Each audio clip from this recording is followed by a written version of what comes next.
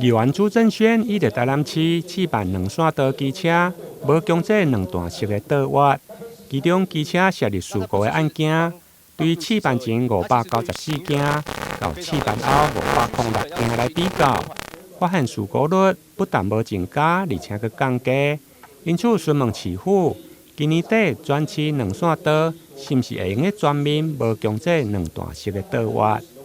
我们试办的数据，我们可以看到，就试办前跟试办后，其实我们的一些机车涉入事故，那些试办的路段，它的交通事故反而还是减少的。我们可以看到数字是减少的。对，我原来是期待说只要不增加就好，那现在是有减少。当然，我们还需要再多观察几个月，但目前为止初期看起来是好的。是，所以我们有这样子的基础，我们才有办法去做社会沟通嘛。社会沟通才有办法让大家去改变长久以来的习惯。也许大家对这件事情会有疑虑，但经过我们的示范以后，我们确实看到了非常好的一个成效了。我们的事故率不只是没有增加，我们还减少了。我们现在一直一步一步的做，不过因为台南市的路口实在太多了。是。那我们这个出发点是如同苏议员您所提到的没有错，就希望能够在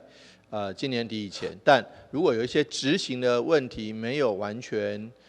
做，譬如说标线，譬如说这个没有完全弄好的话，我们先会暂停取缔。除了无强制机车两段式的道挖，另外伫容易被误解的交通规则，或者是被检举的事项，